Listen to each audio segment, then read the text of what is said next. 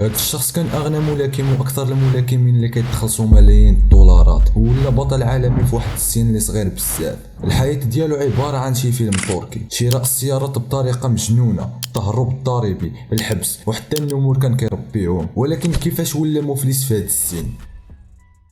قبل ما نبداو، الا كنت اول مره غتشوفني دير معاك شي لايك وطابونا في لاشين درتيها. نبداو.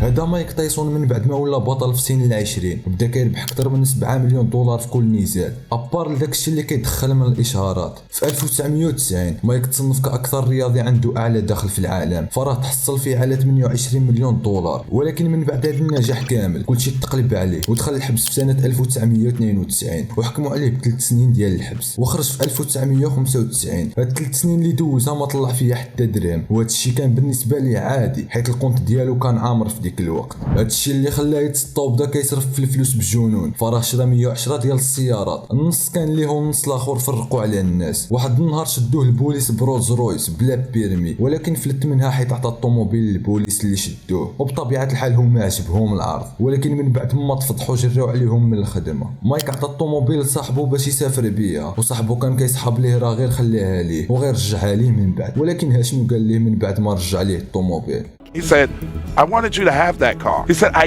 gave you that. تايسون كان عنده اسطول ديال السيارات وما كانش عارف فين يخبيهم. شرا قصوره في جميع انحاء امريكا، شرا واحد القصر فيه 21 غرفه و35 حمام وصاله ديال سينما وكازينو، ملعب ديال الباسكيت وصاله ديال الرياضه. المساحه ديالو كانت كبيره بزاف. صرف اكثر من 2 مليون دولار على حمام باش يصايبوا من الذهب. شرا 2 نموره ب 120 الف دولار وكان كيصرف عليهم اكثر من 200 مليون سنويا. وباش يتعامل مع هاد النموره جاب مدرب خاص ب 125 مليون سنويا. باحد النزالات اللي لعبها مايك عد الخصم ديالو غرمو 3 مليون دولار. وحده من الحقائق ديال مايك انه كان كيتهرب من الضرائب. في 2003 كانت عليه ضريبه ديال 17 مليون دولار، وتبين من بعد ان كاع الحوايج الفاخره اللي عنده كان كيشريها بالكريدي. تراكموا عليه الديون بزاف وكانوا كيتسالوه الشركات اكثر من 27 مليون دولار. فراه تعرض لواحد الخساره كارثيه واعلن الافلاس ديالو. من بعد هادشي كامل اللي داز عليه تايسون تعلم درس كبير اللي هو التواضع. I know the power of humbleness now. How did you learn that? I have to lose everything. They don't believe that I hate myself.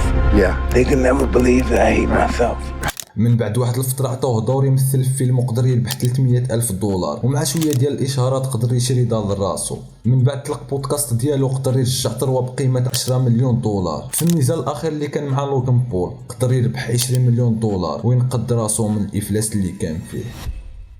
هنا نكون وصلنا للنهايه. ما تنساش تخلي شي لايك، وإلا كانت عندك شي فكره وبغيتيني ندوي عليها بديرها لي في كومونتير. كان معكم بدر، تهلاو.